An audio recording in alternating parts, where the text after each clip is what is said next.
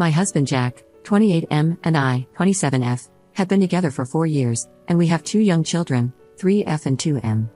I am now pregnant again, and it feels like I've been pregnant for most of our relationship.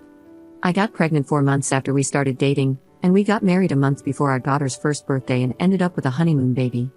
After our son was born, I talked to my OB, and she put me on birth control, which I've been taking religiously.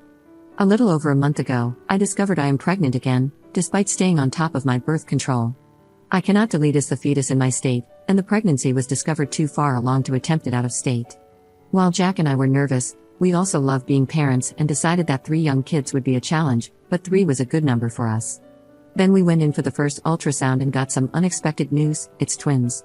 Things have been tough financially, and while we were stressed but excited for a 3rd child, we were not expecting a 3rd and 4th child. Beyond the finances, I'm the primary caretaker, and I know that twins are going to be a lot. 3 children under 5 are already a lot, but 4 children under 5 is going to be really, really difficult for me. Physically, I'm tired of being pregnant. I've been pregnant or breastfeeding for the majority of our relationship. It's exhausting, it feels awful, and I don't recognize my body anymore. 4 children are enough, and I don't want more. I told Jack that I was done with pregnancy. I've been pregnant enough, and I've been experimenting with different types of birth control for over a decade, and I still can't stop getting pregnant. Fetus deletus isn't a valid option where we live, so we need something more permanent. He agreed and suggested an IUD.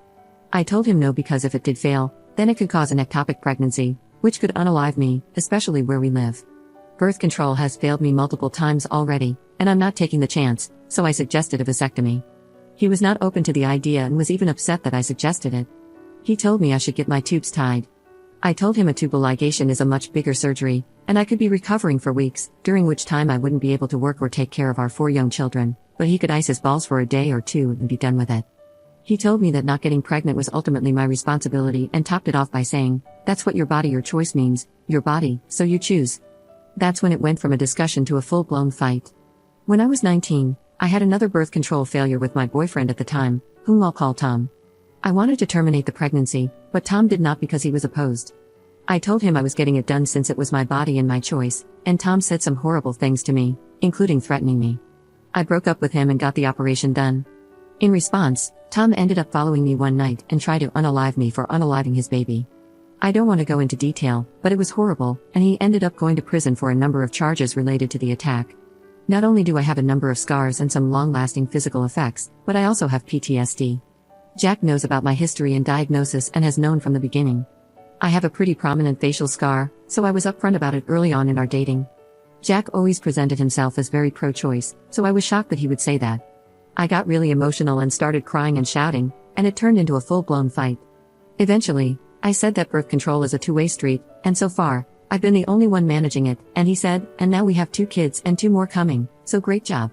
I told him he sounded like Tom, and he got super pissed and basically said, "How dare you compare me to him? You know what, maybe someday I might want kids one day with someone who doesn't compare me to her felon ex-boyfriend."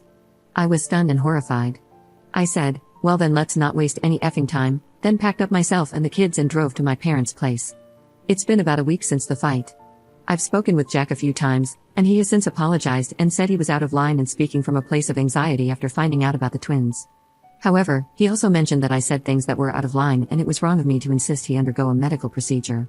He said we can move on from the things I said and that he wants to see his children and be a family again. I told him no, that I didn't want to move on from the things he said to me. I can't just get over that, and I think we need space apart. Jack was upset by this, and while we talked, I brought up getting a separation agreement to manage custody and finances while we figure things out. He did not like this suggestion and said we didn't need to pull the courts into this. I haven't told many people about what's happening, just my family and a couple of close friends. My sister and best friend both think I should throw the whole man away, but my brother, who is the only other one married with kids, thinks that I'm being extreme for what amounts to a fight between 2 scared people who both said nasty things. My mom is trying to be supportive but occasionally reminds me that I don't want to be a single mother of 4 and tells me not to let my PTSD drive my decisions, while my dad is being completely unhelpful. I don't know what to do. My kids are happy to be at grandma and grandpa's house, but they miss their daddy. I'm 4 months pregnant and already uncomfortable as hell. I wish I could go back to being a happy little family, but I'm so hung up on the things he said in that fight. Am I destroying my family over one bad night? Edit. I've noticed a lot of people recommending condoms. I have gotten pregnant with condoms twice. Our second child and my first pregnancy were both conceived using condoms properly, so I do not trust condoms enough to not fail a third time. To clarify, when I say the first pregnancy, I mean the pregnancy with Tom. With Jack, I was on the patch when I got pregnant with our daughter, condoms with our son, and the pill with the twins. So far, I haven't ever suspected that Jack has tampered with our birth control and always presumed that I'm a fertile myrtle. While I know I always use condoms properly with Tom, I do believe that Tom could have been fully capable of sabotaging the condoms. Update 1. I didn't expect so many comments and literally couldn't go through them all. It seemed like the majority of people said I was not the jerk, but I did get a lot of people telling me I was wrong for trying to force him to get a medical procedure and telling me to get one instead. Besides already addressing my reasons why I made my request in the original post, I in no way am forcing him to have a medical procedure, but I am saying that I do not want to be with a partner who is not willing to be snipped. This is an issue of compatibility.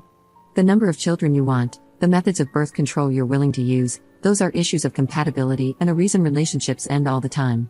If he doesn't want to be sterilized, that's fine, but then that means that we're not compatible anymore, since it means he wants more children and I don't. Beyond that, there were some comments and some DMs that were just nasty, calling me a mass unaliver and saying my body is a cemetery. Sadly enough, I expected those types of comments, because I know there are a lot of Toms out in the world. To clarify on someone saying my husband is a narcissist, abuser, psychopath, and he does no childcare, my husband and I historically have had a really healthy and loving relationship outside of this fight. In fact, this fight is the first time we've really had a serious argument, as we've only ever had minor disagreements that we've been able to talk through. He's an active father, and the reason I do the majority of childcare is due to circumstances between maternity leaves, our job schedules, and the fact that I breastfed my babies. Someone also presumed I'm the breadwinner, which isn't quite true. Jack makes more than me, but we do not have deeply significant differences in our incomes. When he is home, he does his fair share of cleaning and cooking, arguably more than me at times, and parenting. That being said, the things he said in the heat of the moment were deeply concerning, and we're addressing that together. So, to get down to the nitty-gritty of the real update, since the last time I posted, Jack and I have sat down together and had a real come-to-Jesus talk. I'm not going to go through the whole breakdown, but it basically boiled down to this: it's the vasectomy, but it's more than the vasectomy. It was wrong of me to compare him to Tom, but it was even more wrong of him to weaponize my trauma against me in a very malicious way. The way he intentionally used the same language my abuser used in an effort to hurt me was not acceptable and damaged the trust between us. He agreed it was not acceptable and said that in the aftermath he was horrified and ashamed of his own words, and that he, as an explanation and not an excuse, kind of snapped under the stress. Oh, and what he said about his next wife was not an indication of him not being committed to me, but was because he felt hurt and wanted to hurt me back. He has apologized numerous times and seems to genuinely feel bad about it. As for the separation, I am still going forward with it. I need space and time, and I need to take that before the babies come. I'm still staying with my parents, who, for the record, are not sick of me or the kids. We're a tight-knit family, and I only moved out when I moved in with Jack, and my sister moved out about a year ago, so they have been empty nesting, and my mom doesn't like that we live too far, aka an hour away. What I have realized with space and time is how deeply triggering it was, in a way that I cannot explain to those without PTSD from DV. Those who know will know. It has deeply unsettled me, and I'm having a hard time getting over it, so to speak. There is now a lot of fear of my husband that was never there before, and it's going to take a lot to repair that trust and sense of safety. I cannot make a decision while I'm in this space, and I am addressing this with my personal therapist.